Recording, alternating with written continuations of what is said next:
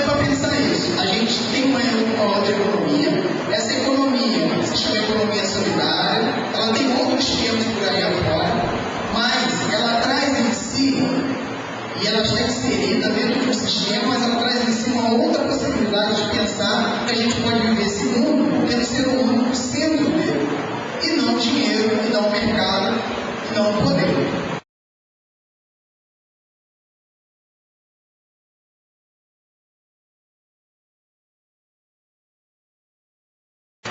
Vamos voltar para a mesa. Por que eu falo e eu afirmo que a mesa ela é um lugar de poder?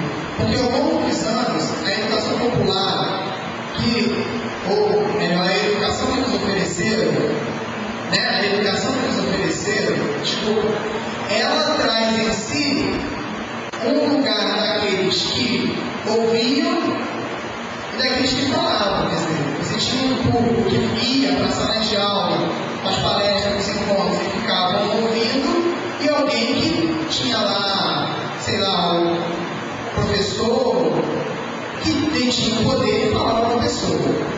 Só que esse lugar desse modelo de fazer formação, de pensar a educação, não está só na escola ou na universidade.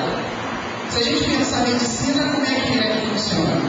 Quando você vai no médico por acaso, ele diz assim, você tem isso, vai tomar esse remédio, você tem a coragem de dizer, não concordo. Eu acho que não tenho isso. Aí ele vai dizer, quem é o médico aqui? Já passaram por isso? Não é? Por quê? Porque o médico está se colocando que ele tem que saber que você não tem.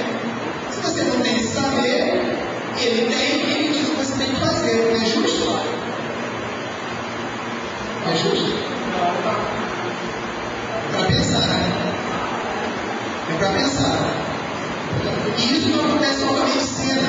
Isso vai se reproduzindo de várias formas no longo. Acontece que, como educadores populares somos, e educadores, muitas vezes, gente, o processo que a gente está fazendo numa comunidade, numa escola, quando não começa a dar certo, a gente começa a se culpar porque nós não estamos conseguindo, como educadores e educadoras, dar conta daquele processo. Já passaram por isso?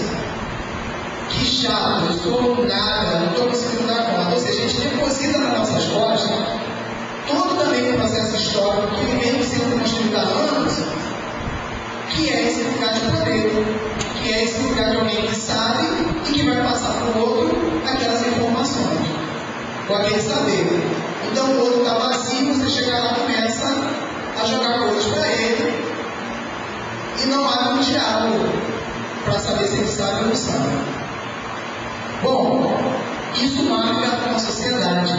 Isso é a marca de sociedade hierárquica, pensada sempre de cima para baixo. Esse é um modelo que vem perpetuando até hoje. Porque o que quem está na universidade aí sabe que não mudou. É exatamente isso. Na hora que você está passando, você tenta contestar o professor, muitas vezes você depois é mimado lá na frente, porque você não concorda com aquele pensamento.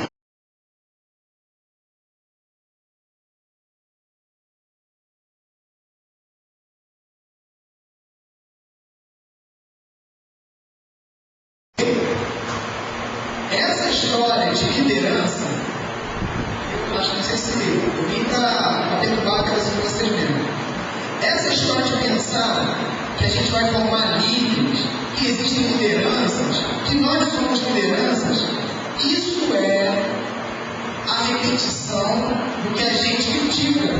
Ou seja, a gente quer uma sociedade igual, a gente quer um mundo partilhado, a gente quer que o outro, muitas vezes, lá na comunidade, nas escolas, seja no mesmo nível, mas a gente valoriza a liderança. A história de ser líder. Da onde vem a palavra liderança? Alguém sabe? Alguém já pesquisou?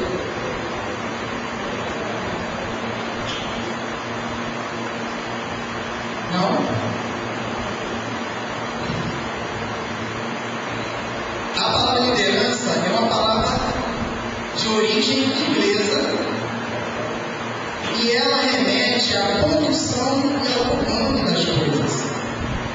Então, se eu sou líder, eu sou aquele que comanda, eu sou aquele que conduz, eu sou aquele chefe, regente, aquele que é o guia da população. E aí vem a história das vanguardas, e a gente vai fazer um debate enorme que não cabe aqui agora. Mas eu estou querendo mostrar que muitas vezes a gente acha que está fazendo diferente, que a gente está inovando e a gente cai nas armadilhas que esse sistema coloca para a gente.